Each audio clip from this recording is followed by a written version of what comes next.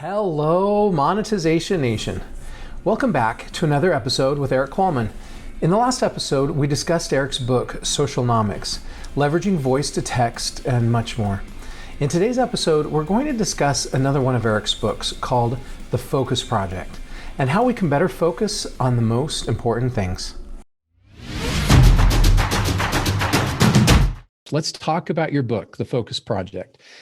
And let's start off by discussing, why is it so hard to focus in today's world? It's super hard to focus. It's hard to focus in this unfocused world. There's just too much going on. It's always been hard to focus, but now when you think about these bits, these bytes, these buzzes that are coming at us 24/7, it's just really difficult for our brain that hasn't been wired for this new technology to manage it. And so that's what I went under. I go, man, I feel like my hair's on fire at the end of the day. I'm doing busy versus big. And I started talking to people when I was speaking around the world, and super successful people, also just average day people, is that we're like, oh man, we're all struggling with this. So let's figure out, how do we solve for it? And so that's why for 1,000 days, I just looked at the institutional research and then married it with the street science, me actually going and doing it, and just trying to figure out, how do we do the not so simple art of doing less, better. So the not so simple art of doing less, better. Because a lot of your listeners, you're in the Western world, it's like more. Yeah, we can have it all. We just can't do it all at once. And so it's trying to figure out how to do that. I love it. So with all of these distractions, everything pulling us a million different directions, what should we choose to focus on, and how do we choose what to focus on? Yeah, I mean, first you've got to foundationally figure out what makes you the happiest. You'll hear this passion. And then a lot of people get stressed out and freaked out because they're like, I don't know what my passion is. Like, if I knew what my passion was, I'd just go 100 miles per hour for that. And I see these people that like, oh, I'm going to be the best chef in the world. I'm like so jealous because that person's so dedicated to becoming the best chef, the best singer, the best golf instructor, whatever it might be. And whether you're 18 or 80, sometimes you're like, I don't know what my passion is. And so where you want to start, some of you out there know what it is, so you're ahead of the game. Others of you that don't know it, don't stress out, because you'll hear a lot of people at all the seminars you go to say, go with your passion or find your joy, whatever you want to use. And so if you don't know what it is, here's what I want you to do. Just write down at the end of the day what made you the happiest and why. If you do that for a couple of weeks, you're going to see a pattern. Yeah. And you do that pattern, then that's that's foundationally, what do I need to do to allow for that fulfillment? And then once you have that, which some of you do, or you'll get that, then it's trying to figure out, how do I stay focused on that? With everything pulling at me, how do I stay focused? Now, one of the biggest things we discovered is those that are very successful, or what society deems successful, is that they're better at focus than most of us. But it's also the number one thing that they wrestle with. So again, they index higher, they're better than at most people, but it's also, just like all of us, it's the number one thing they wrestle with. And so what they've become good at, the reason they're better is not DNA, it's not education, it's that they've become good at saying no to almost everything, so they can say yes to the big things. So how do you say no better? Because most of us, like myself, you're people pleasers. And so you want to say yes to as many people as possible. But actually, when you say yes to everyone, you're saying no to everyone. So just remember that. You're actually doing everyone a disservice. So that helps me a lot. If I say yes to everyone, I'm going to do terrible for everybody. So I just I got to respect capacity. So that's a key understanding. But the tactical approach, if it's not an emphatic yes, it should be an emphatic no. Meaning, hey, I got 2 Super Bowl tickets. Yes, I want those. Hey, can you come open this cocktail reception in a couple of weeks? I should probably do it. Whenever you say I should probably do it, that's a no. So that's what all the top thought leaders, they go, I can't give away that potential future yes, because I know it's a limited inventory for a should be doing this. It's got to be an emphatic yes, or it's an emphatic no. Yeah, that's one thing that really gets me, is when people try to schedule me for like 3 months out for something that is not that important. And then it takes you, then you're not free on that day at that time to do the most important thing. And I tell you what, that stresses me out more than just about anything, is to be stuck doing something that you know is not your highest priority. And the reason they do that is because they're smart. They're reaching out to you because they know that most people think they have more time in the future, where it's easier for them to see on their calendars completely packed for next week. So that's a no. But when they go, how about in 6 months? Or when people say, so they smartly reach out to you that way. Or people go, okay, I'm going to start saying no. And they don't give a hard no. They're like, no, not right now, but maybe in a couple of weeks. That person's going to come back in a couple of weeks. So you just punted the can down the road. So if you know it's a no, do that person a favor as well, just by saying no. And anyone, all of you listeners, whatever you do, you're in sales. I don't care what you do. Everyone is in sales. Whether you're trying to convince your kid to eat broccoli, you're in sales. Whether you're trying to get folks to come to volunteer at your school, you're in sales. You're trying to convince them to do something. So all of us are in sales. And when you think about that sales is a hard no is much better than a lingering no that becomes a no. Yeah. Meaning that you ask someone for a favor, let me get back to you, maybe, blah, and it drags on for 3-5 weeks, and also it's a no. Where if you've got a sales pipeline report and you call that company and you say, hey, we've got this great software, do you want to buy it? Absolutely not. Great, I can move on from that person. Yeah. Instead of wasting time with that person, maybe, and then it becomes a no. How can I improve my focus? So there's tons of ways in the book because everyone's different. And so there's a lot of different nuggets that I actually use. It's right behind me that I actually read through and leaf through it because I wrote it primarily for myself as well. Like, what's the research show and what works for me? And so as I get off track, which I do every week, again, progress over perfection. The one that really works best for me and works best for most people is one of the simplest things, actually. And some of you may know this and you just stop practicing it. I forget to do it a lot of nights, but it's really writing down at night, what's the most important thing that if you do it well, makes everything else either easier or unnecessary. The following day, writing down the night before, okay, I'm gonna write down, what's the one thing that if I do it well, makes everything else either easier or absolutely unnecessary. Writing that down, it tricks your brain in a good way so that it says that's been taken care of for tonight, so now I can sleep better. So those that struggle with sleep, you're thinking about all the things that you haven't done or need to do. And so that helps take that big one off of your brain. And then when you wake up in the morning, you're a little bit ahead because you don't wake up and go, what am I supposed to do? It's like, boom, I've got it. And then what you want to do is you want to use your power hour to attack that thing before the day attacks you. And I say power hour, I always just say dedicate, if you can, 1 minute. But for most of us, it's like dedicate 30 minutes. But when I say power hour, it's what's your optimal hour? When's your brain the freshest? And for most of us, our brain is the freshest within the hour we would naturally wake up. Just like a phone. Your phone starts to drain, the battery starts to drain throughout the day.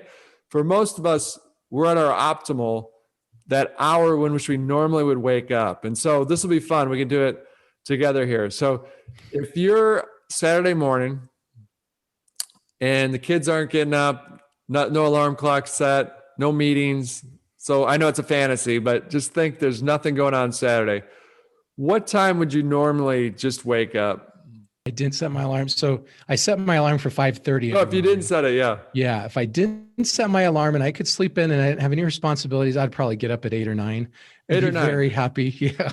Yeah, very happy. And that's the majority of people. They're called eagles. So we call them eagles, 7 to 10. If you wake up between 7 and 10, naturally, you're an eagle. Most people are eagles. If you wake up before 7, you're a robin. Naturally wake up, a robin. And then if you're a night owl, then it's any time you'd wake up after 10 a.m. So it doesn't matter really particularly which one you are. It's just that you know which one you are. And then so for you, if you say you wake up naturally at say 8:30, then between 8:30 and 9:30 during the week, even if you got up at 5:30, you've got to know that if you can jump in right away, go for it and get up and do that one thing right away. But if you don't, then that 8:30, 9:30 frame is a reminder, this is my power hour. Don't waste it on answering an email. Don't waste it on the easy stuff. Let me attack that one thing that I know I have to get done. That is fascinating. I've never heard anyone explain that to me. I've always heard people try to say, well, it's the first hour after you get up. And And that's not my power hour, the first hour. If I get up at 5:30, because my brain's not all the way woken up yet, I'm not processing things quite as well yet. Yeah, I can see the wisdom of that. Yeah, give it a try. I mean, what I caveat throughout the book is like everyone's different. So here's a bunch of stuff. This worked for me, might not work for you. This didn't work for me, but it might work for you. But that's one of the commonalities that we've seen that seems to resonate with most people. Write down that one thing and then make sure you attack it before the day attacks you. Figure out what that power hour is. Are you a robin, eagle, or owl? And then see if that does help you out. How do we help our team members, our employees and partners? And I like to say team members instead of employees. How do we help them be more focused? Kind of ask them what's their top priority. You'll see it across. A lot of people are doing huddles now, or if it's virtual, they might even, if they don't have time for a huddle, they'll just do a spreadsheet, and they'll write in what's the one thing that they needed to do that week, and what's the one thing they're doing that day that rolls into that thing for the week. So breaking it down and just constantly reminding, then helping from a support standpoint, did you get your one thing done yesterday? So kind of collectively holding everyone accountable for it. You see it work in exercise, right? You've got these group exercise. It's like, okay, we're not getting together as a group. Everyone work out. Here's your plan. And then did you get it done? Yep. Here was my time. Here's how many sit-ups I did. And so it's that collectively holding each other accountable, which actually long-term leads to more fulfillment. Sometimes you're like, oh my gosh, I didn't do it. I got to get it ready. So that's the key, is just making sure that it's clear. We like to call them islands. So here's our big islands. We're rowing towards those islands. So 90% of us are visual. So if you can make it visual, even better, and just collectively have more check-ins. I think that's one of the learnings from the pandemic, is even though we were together in the office, that doesn't necessarily mean that all of us were checking in with each other. And so you should have started checking in more in a virtual world and actually hold each other accountable more, because that's the one thing you can see is, are we moving the needle? To where actually in the office, sometimes like, well, Tim's over there. He's been here all day, so he must be working, where they weren't like tracking, are we collectively going towards that island? You talk about doing focus groups within our business. Can you tell us a little bit more how you recommend we put those together and run them? Yeah, so not focus groups, like thinking you're going to St. Louis and sit behind the two-way glass and eating M&Ms and Reese's peanut butter cups, but more, if you can do it together, just like, okay, so you're probably wondering like, oh, I didn't achieve my goal this year for my New Year's resolution. So only 10% achieve the resolution for the new year. And there's ways you could dramatically increase, not only as a team, but also individually, to achieve our goals when you think about our focus. And so number one, once you have an idea, if you just think it, I want to run a marathon, you've got basically a 10% chance that you're going to be able to do that. Then all of a sudden you vocalize it and you tell someone, or actually you write it down. You go, I'm going to run that marathon. So you write it down. Now you've got a 50% chance to achieve it, because you've written it down for yourself. You're like, I'm going to do it. Then you dedicate when you're going to do it. All right, when I'm going to do it. Okay, that jumps up 65% when. And then I tell someone that I'm going to do it. All of a sudden I'm accountable. Now you're jumping up. Now to get to 90%, you've not only written down you're going to do it, you've got a when you're going to do it, you've told someone about it, and now you're going to meet periodically with that person for them to hold you accountable to it. Now you're above 90%. So a lot of us don't do that, myself included, because it's scary, because it's like, oh, now I can fail because I've told myself I'm going to do it. I've got a date and I've told people about it. So now I've got a chance to fail. That's why we avoid doing that. But just those steps, both as individuals and as teams, will help you achieve your biggest goals.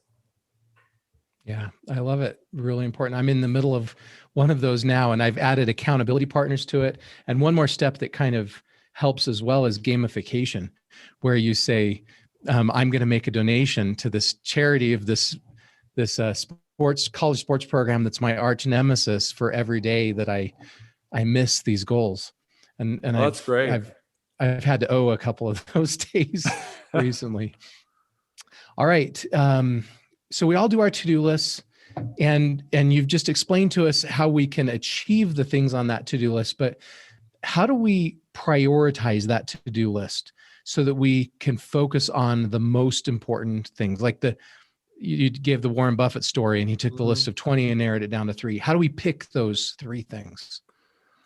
So again, also be a good summary of kind of everything we talked about. You've got this long list of everything you want to do, and you've got to start with that core. Like, what brings you the most fulfillment? So it brings you joy, the passion, but at the end of the day, the thing we want to do as humans is be fulfilled. And the way we're fulfilled is through growth. And so whatever that growth looks like for you, it could be you want to run a better time in the marathon, you want to learn a language, you want to grow your business. It's trying to figure out that core, starting with that core piece, and then going from there. And then looking at that list and going which one aligns, making sure you're aligned with what you're passionate about, so that it's not I should do this, it's I must do this. So you turn your shoulds into musts. So you're looking down that list. And then again, what we talked about earlier, circling the one that brings you the greatest return on investment, meaning what's the one thing that if I do it well, makes everything else either easier or unnecessary. Most of us default to the easy because easy being a lot of times it's email.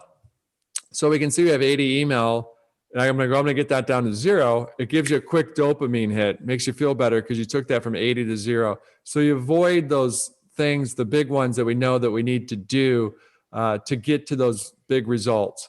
And so that's one thing you got to be cognizant of and make sure you do that. So again, look at that list, circle the one that's going to bring you the greatest return, but also it starts with that fulfillment piece.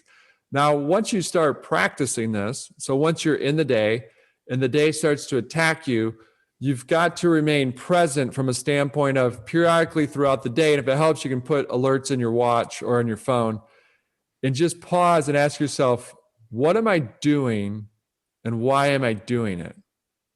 What am I doing and why am I doing it? And you can always look at your list of that one things that you circle that day and see if it's related to it or not. Thank you so much, Erik, for sharing your stories and insights with us today. Here are some of my key takeaways from this episode. Number 1, we often have trouble focusing on the things that are important because we're constantly bombarded with notifications or other distractions. Number 2, to choose what to focus on, we have to figure out what makes us the happiest, what our passions are. It will probably be easier for us to focus on the things we're passionate about because we're naturally drawn to them. Number 3, if it's not an emphatic yes, it should probably be an emphatic no. Number 4, at night we can write down the most important thing we need to do the next day to help us sleep and help us focus on that thing in the morning. Number 5, we should use our power hour to help us work and focus on the most important things. Number 6, in our teams, we can collectively hold everyone accountable, which can lead to more fulfillment in the long term. When we periodically meet with our teams and share our goals, we can have a higher chance of accomplishing our goals. Number 7, we can narrow down our to-do list by focusing on the things we're most passionate about and the things that give us the most fulfillment and growth. To learn more about or connect with Erik, you can find him on LinkedIn, visit his website at ErikQualman.com, or check out his books, Socialnomics and TheFocusProject. And you can find links to each of these sites in the blog post for this episode at monetizationnation.com. You can also get my free ebook about passion marketing and learn how to become a top priority for your ideal customers at passionmarketing.com. And if you got value from this show, I encourage you to subscribe to Monetization Nation on YouTube, Instagram, Twitter, our Facebook group, and on your favorite podcast platform. Thanks for joining me for this episode. I wish you success in focusing on the things that matter most. Do you want to become a better digital monetizer? To receive great monetization stories and secrets, please go to monetizationnation.com and join free. And if you liked today's episode, please subscribe to the show and share it.